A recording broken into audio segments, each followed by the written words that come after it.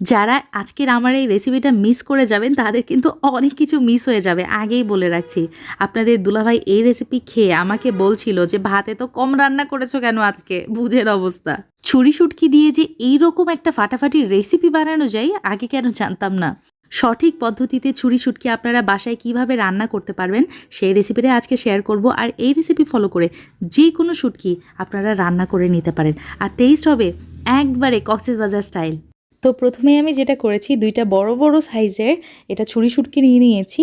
আর ছুরি শুটকিটা আমি যেই পেজ থেকে অর্ডার করি সেটা হচ্ছে শুটকি পল্লী, কক্সবাজার থেকে সরাসরি আমি আমার হাতে ঢাকায় বসে শুটকিটা পেয়ে গেছি আলহামদুলিল্লাহ। আপনারা চাইলে এই পেজে নক করতে পারেন, ভাইয়া একদম অরিজিনাল অথেন্টিক ফরমালিন মুক্ত ভেজাল মুক্ত শুটকি সেল করে থাকে। তো আমি যেটা করেছি, মাছের পাখনাগুলো কেটে নিয়ে মাছের মাথাটা ফেলে দিলাম, তারপরে বডির অংশগুলো ছোট ছোট পিসেস করে কেটে নিচ্ছি। এভাবেই কেটে নিতে হবে, কারণ পরবর্তীতে এই মাছটা আমি আরেকবার প্রসেসিং করব, আপনাদেরকে স্টেপ বাই স্টেপ দেখিয়ে দিব। তো এখন যেটা করেছি, মাছগুলো আমি কড়াইয়ের মধ্যে নিয়ে নিলাম, আর চুলার জালটা মিডিয়াম হিটে রেখে আমি মাছটা ভেজে নিব। একদম শুরু থেকে শেষ পর্যন্ত কিন্তু মিডিয়াম হিটেই রেখেছি। যখন মাছগুলো এরকম ভাজা ভাজা হয়ে যাবে, একটু ব্রাউন কালার চলে আসবে, তখন আমি পানি দিয়ে দিলাম, নর্মাল ট্যাপের পানি দিয়ে চুলাটা বন্ধ করে ঢাকনা দিয়ে প্রায় 10 থেকে 15 মিনিট মাছগুলো ভিজে রেখেছিলাম। তাহলে যেটা হবে, গরম পানিতে মাছগুলো থাকার কারণে মাছটা কিন্তু নরম হয়ে যাবে। তো ওই পানিটা, কড়াইয়ের পানিটা ফেলে দিয়ে মাছটা আমি আরও কতবার 3 থেকে 4 বার পরিষ্কার পানিতে ধুয়ে নিয়েছি। এখন আমি যেটা করব, মাছগুলো থেকে কাটা আমি একদম সুন্দরভাবে বেছে ফেলে দিব। তাহলে যেটা হবে, শুটকি ভুনা করার পরে এই শুটকির টেস্টটা আরও বেশি বেড়ে যাবে।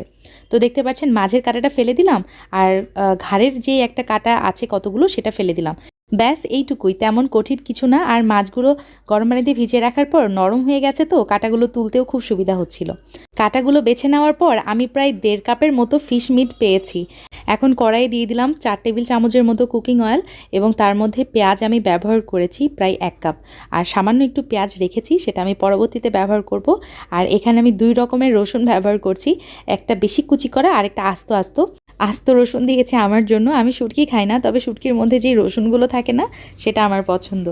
1/2 কাপ রসুন ব্যবহার করেছি। আর পেঁয়াজের কালার যখন একটু গোলাপি গোলাপি চলে আসবে, তখন আমি দিয়ে দিচ্ছি ওই যে শুটকিগুলা, যেটা আমি একটু আগেই বেছে রেখেছিলাম।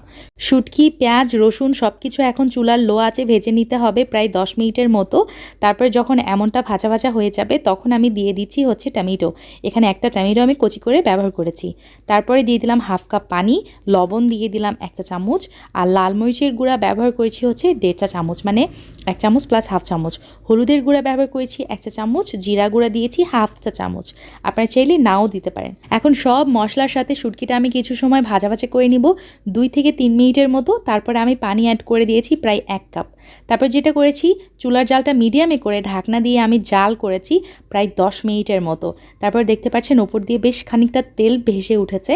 এখন ওই যে পেঁয়াজটা রেখেছিলাম না, প্রায় 1/4 কাপের মতো কুচি করে রাখা পেঁয়াজ আমি দিয়ে দিলাম। এখন এই পেঁয়াজটা আমি কিছু সময় ভুনা করে নিচ্ছি আমার শুটকির সাথে। টেস্ট করে দেখেছি লবণ একটু কম, দিয়ে দিলাম লবণ। তার সাথে কতগুলো কাঁচামরিচ ব্যবহার করেছি, কাঁচামরিচের মুখটা একটু চিড়ে দিয়েছিলাম, তার সাথে ধনিয়া পাতাও দিয়ে দিলাম। এখন চুলার জালটা একবারে লো করে ঢাকনা দিয়ে আমি শুটকি ভুনা দমে রেখেছিলাম 5 মিনিট। আলহামদুলিল্লাহ, দেখতেই পাচ্ছেন আমার শুটকি ভুনা কিন্তু একবারে রেডি। ওপর দিয়ে তেল ভেসে উঠেছে, এক্সট্রা যেই পানিটা ছিল সেটাও কিন্তু শুকে গেছে। এখন একটা মাখা মাখা টেক্সচার চলে আসছে। আমি আপনাদেরকে সার্ভ করে দেখিয়ে দিচ্ছি। আলহামদুলিল্লাহ, গরম ভাতের সাথে এটা সার্ভ করলে আর মানে কিচ্ছু লাগবে না। আপনাদের ভাইয়া, আমি ওই যে ফার্স্টে বলছিলাম, আপনাদের দুলাভাই আমাকে বলছিল যে ভাত আজকে এত কম রান্না করেছো কেন, মানে বুঝতে পারছেন লিটারেলি কী অবস্থা হয়েছিল এই শুটকিতে ভাত খেতে গিয়ে। সো ইনাফ ফর টুডে, ইনশাআল্লাহ আবার দেখা হবে। সেই পর্যন্ত সবাই ভালো থাকবেন। আল্লাহ হাফিজ, আসসালামু আলাইকুম।